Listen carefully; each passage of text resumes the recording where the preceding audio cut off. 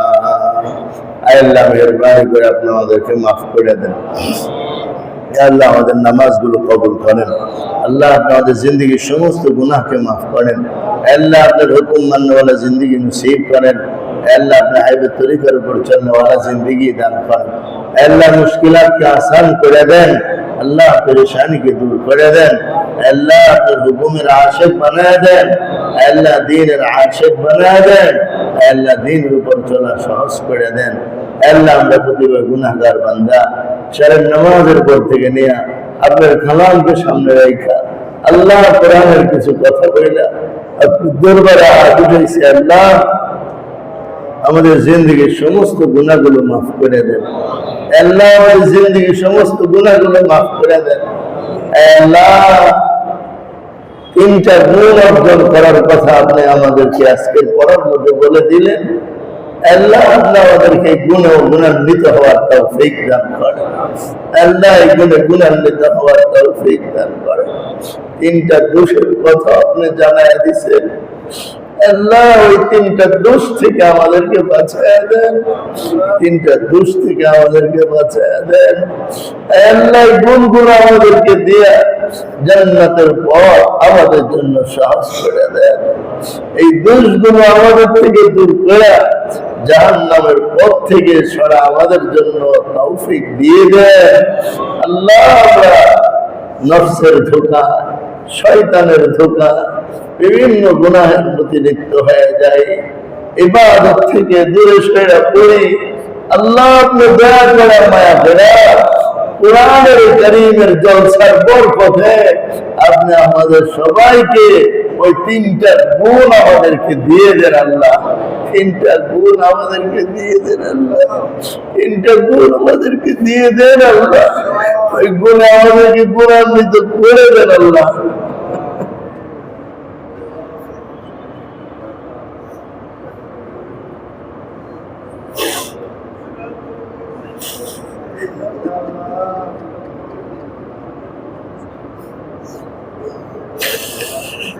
এই গুণে আমাদেরকে গুণান্বিত করে দেন। এই দোষগুলো থেকে আমাদেরকে বাঁচায় দেন। আল্লাহ গোটা দুনিয়ার মুসলমানদেরকে এই গুণে গুণান্বিত করে দেন। গোটা দুনিয়ার মুসলমানদেরকে এই দোষ থেকে বাঁচায় দেন। আল্লাহ আল্লাহ আমাদের গুনাহের প্রতি আকৃষ্টতা হয়, অন্যায়ের প্রতি আমরা অগ্রসর হয়ে থাকি, ইবাদত আমাদের ভালো লাগে না। আল্লাহ আপনি আমাদেরকে জান্নাতের আমলগুলো ভালো লাগায় দেন। আল্লাহ জাহান্নামের আমল থেকে বাঁচায় দেন। আল্লাহ আমাদের যুবকদেরকে কবুল করেন। আল্লাহ আমাদের যুবকদেরকে কবুল করেন। আল্লাহ আল্লাহ আমাদের যুবকদেরকে কবুল করেন। আল্লাহ আমাদের যুবকদেরকে কবুল করেন। আমাদের মা বাবা ভাই বোন আত্মীয় স্বজন সবাইকে মাফ করে দেন। আমাদের উস্তাদ আমাদের ছাত্রদেরকে মাফ করে দেন। আমাদের মুসলিম ভাইদেরকেও মাফ করে দেন। আল্লাহ আপনার হুকুম মানা আমাদের জন্য সহজ করে দেন। আপনার নবীর তরিকা অনুযায়ী জীবনটাকে সাজানো আমাদের জন্য সহজ করে দেন। আল্লাহ আমাদের ছেলে মেয়েদেরকে আদর্শ মানুষ বানায় দেন। আল্লাহ নামাজি বানায় দেন, দিনদার বানায় দেন, পরেশগার মুত্তাকি বানায় দেন। কতকের ঘরে কত ধরনের অশান্তি লেগে গেছে, সবার পরিবারে শান্তি নসিব করে, সবার পরিবারে শান্তি নসিব করে, সবার পরিবারে শান্তি নসিব করেন। অশান্তি দিয়ে ঘর থেকে দূর করে দেন, অশান্তি ঘর থেকে দূর করে দেন। ছেলে মেয়েদেরকে মানুষ বানায় দেন। আল্লাহ বাবা মার কলিজাকে ঠান্ডা করতে পারে ওরকম মানুষ বানায় দেন। আল্লাহ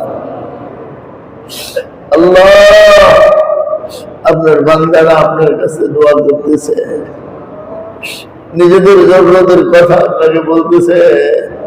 আল্লাহ আপনি সবার দোয়াকে কবুল করেন। আমাদের মরহুম মরহুমাদেরকে মাফ করে দেন, মরহুম মরহুমাদেরকে মাফ করে দেন। কারো মা কবরে, কারো বাবা কবরে, বড় আত্মীয় স্বজন কবরে, অন্ধকার কবরে একদিন আমাদের চলে যেতে হবে। ওই কবরে যাওয়ার আগে কবরের প্রস্তুতি গ্রহণ করার তৌফিক দিয়ে দিন।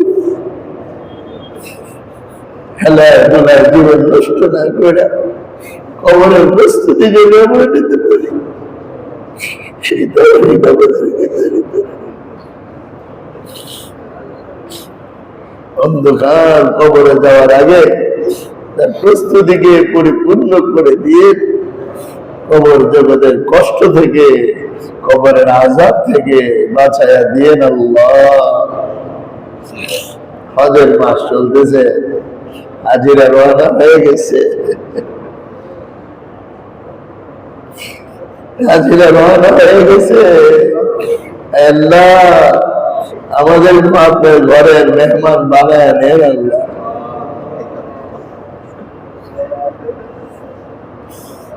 আমাদেরকে আপনার ঘরের মেহমান বানায় নেন, আমাদেরকে আপনার ঘরের মেহমান বানায় নেন, আমাদেরকে আপনার ঘরের মেহমান বানায় নেন। যারা গিয়েছে তাদের, যারা যাবে তাদেরকে আপনি হজ্জে মাবরুর নসিব করেন, আরাফার ময়দানে দোয়া নসিব করেন, মুজদালিফার দোয়া নসিব করেন, সব আমার দোয়া নসিব করেন। শেষ রাতে উঠা আপনার কাছে কান্নাকাটি করার তৌফিক দান করেন। শেষ রাতে উঠা আপনার কাছে কান্নাকাটি করার তৌফিক দান করেন। শেষ রাতে উঠা আপনার কাছে কান্নাকাটি করার তৌফিক দান করেন। কিছু পাই বা না পাই, আপনার কাছে কান্নাকাটি করতে চাই।